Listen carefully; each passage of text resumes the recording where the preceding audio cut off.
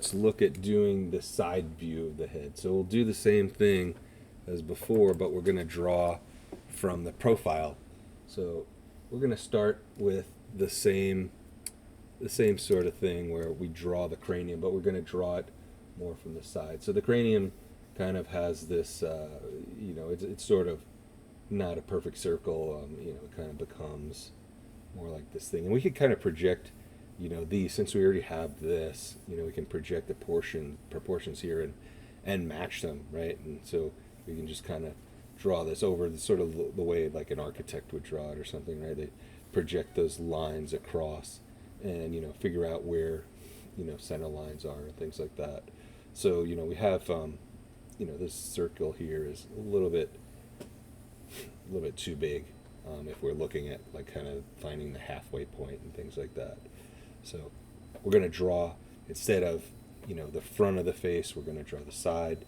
So we draw that second ellipse, and so it's the same. Like if you look at the skeleton, it's from the side view. It would also have those basic foundational shapes of just kind of there's a circle,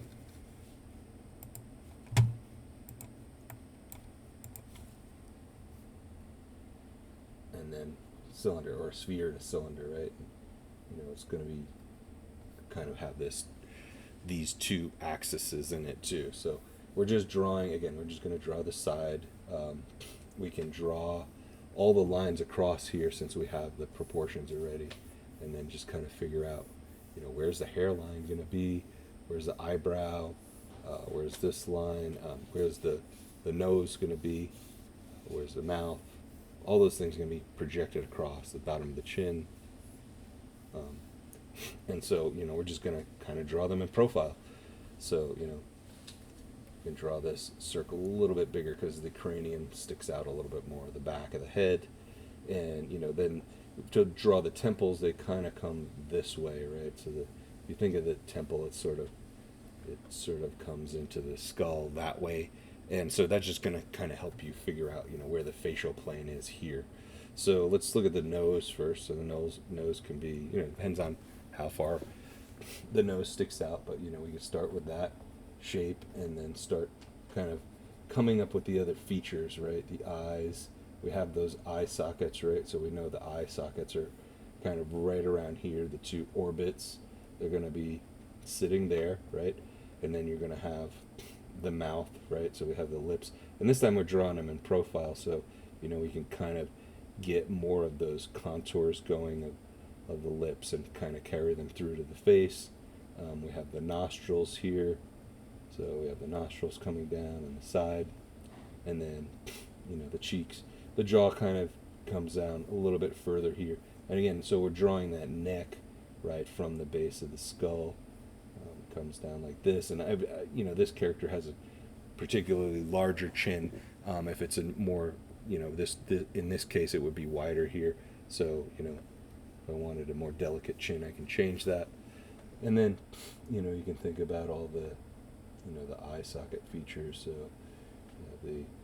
the eye there, a little bit harder to kind of figure out where this comes down, right? Since we can't align that anymore in the profile. But we can kind of go ahead and draw in the lips, draw in the eyebrows. Everything's going to be at the same height. So I'm just kind of projecting everything across. And then the hair, the hair is going to be in the same spots. And the ear. So then the ears, right? So the ears will start at the top of the eye, go around. So kind of have the ear going down here. Right.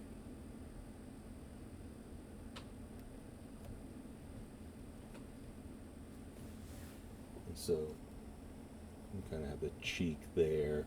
So you have a few features to work with there, and then the hair usually will come somewhere around here depending on the shape.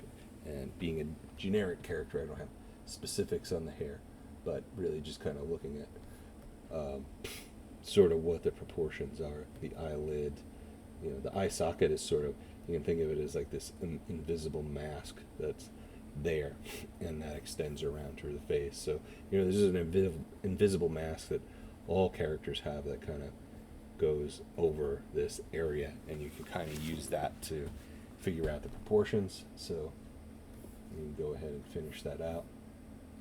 And so there it is, as far as just kind of drawing out this character. I might have to kind of trim down the chin a little bit, but I want it to kind of reach the same spot, but I might not have such a heavy chin, because the way I drew this character here was very kind of more thin. But we want to match that. We want to believe that this character is real and that they have a front view and a side view.